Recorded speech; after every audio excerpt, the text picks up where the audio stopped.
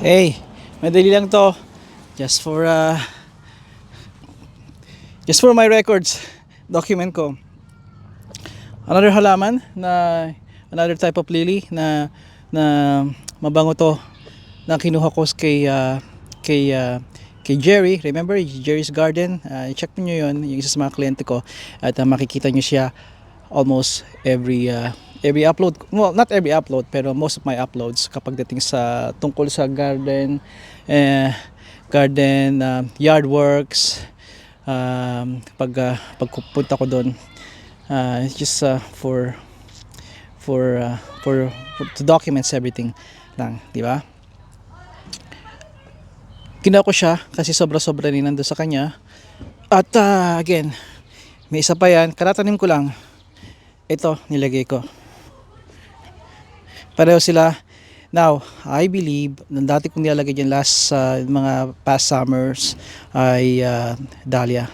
Ngayon, na nasa paso. Pero ngayon, nilalagay ko siya dyan. Para lang mailagay ko at hindi naman malanta ng todo. Magandang weather ngayon. Let me see. It's about pumapalo ng mahigit 20 degrees. Pero babagsak yan mamaya tuwing gabi.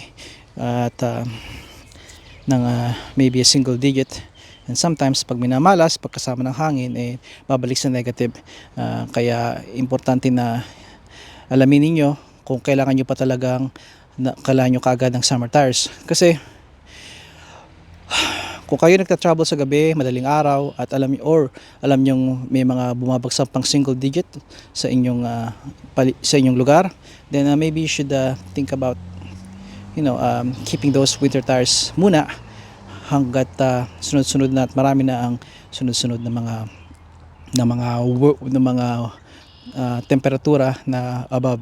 Ngayon, kung pang umaga naman kayo at above 10 degrees or more, or warmer or more ang temperatura at hindi naman kayo sadyang lumalabas sa gabi at madaling araw kung saan nagtitip ang mga temperature pa rin, then maybe okay na sa inyo mag summer tires. Just konting advice ko sa inyo. Yun doon kasi nagbabago-bago tayo. Ang pinakang masama mangyari sa inyo ay tanggalin nyo na yung winter tires ninyo, tapos you're enjoying your summer tires, nice shiny summer tires, and biglang you have to drive or you have to pull something, a trailer, or simply may ruta kayong uphill or downhill and bumagsak ang temperatura, or kadalasan pa rin na panggabi mababa sa wee hours gabi ang temperatura at maaaring dumulan sa sasakyan ninyo na buong winter hindi kayo na disgrasya, pero ngayong spring saka pa kayo magkakaroon ng disgrasya sa kotse. Kaya wag naman. Kaya pag-isipan nyo yun, matimtim ang isip, kasi ang mga desisyon natin nakaka-apekto rin talaga sa ating kinabukasan. Ano ba yung mga Tagalog kong yan? Tulips. Para siyang may lipstick. Malapit ng Tulips Festival. Malapit ng mamunga mga tulips sa Ottawa, kung saan yung nandun ang ating Parliament Building. Puntahan nyo ng mga maraming turista para makita mga libu-libong tulips. Sa mga nauna kong videos last year, binanggit ko kung bakit tayo nagkaroon ng ganong karaming tulips. It was a gift from Holland, I believe, kung saan nailigtas, tumulong ang Canada troops nung panahong may gera, World War I believe. And I think yung kanilang prinsesa sa mga royals nila ay tumira rin sa Canada, kinupkop. You can find more details about that, of course, online. Pero yun ang isa mga dahilan, a gift from Holland, from an ally. At naging tradisyon na marami kami yan, mga tulips. Tapos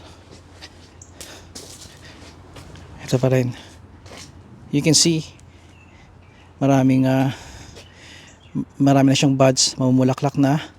At hindi sila sabay-sabay na mamumulaklak. Kung magtatanim kayo ng tulips, make sure na alam niyo kung kailan sila namumulaklak, at kung marami kayong itatanim, get those varieties that bloom differently, different times. May iba na early bloomers, may ibang late or mid, para man hindi kayo nawawala ng bulaklak. Yung nakikita nyo ito, that's daffodil. That's daffodil there. Yan ang ayaw na ayaw ng mga squirrels at chipmunks, kasi laso niyan sa kanila yung bulbs. Sometimes na pag meron ka naglagay ka dyan sa mga ng daffodils, sa mga tulips nyo, ay minsan hindi man foolproof, pero naalis ang mga iniiwasan ng mga squirrels. Okay, not 100%. The best way to do that, kung may problema kayo sa ng mga squirrels at nagtatanggal ng mga bulbs ninyo at bulaklak, mainly bulbs, kasi importante once matanggal yung bulbs and you don't have any tulips next year, di ba? Or that tulip won't grow sa next year. Then go get those mesh. Ilagay sila doon. Do that sa fall, para habang hindi pa siya nausbong, once na nalagay nyo ng mesh itong tanim nyo sa November or sa fall season, even once na matapyas ninyo ito. But I'll do that. I usually do that. Well, I would do that kasi yun ang project kong gagawin ngayong year na to. Sa late fall, magdadagdag ako ng more tulips, kasi kita niyo may mga bold spots dyan, na just make it hitik, diba? And once na may lagay ko yung sako, lalagay yung mesh. That would be nice. At yun ang finally pangontra ko sa mga squirrels. Now, hindi yun, matatanggal pa rin nila yung mga bulaklak kapag nabumunga, kasi kinakain din nila to, pero hindi yun masyado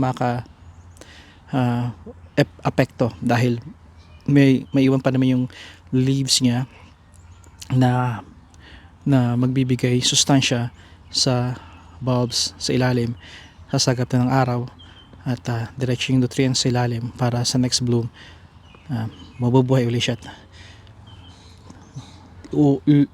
sisibol muli siya. Okay, hanggang dito na lang muna, at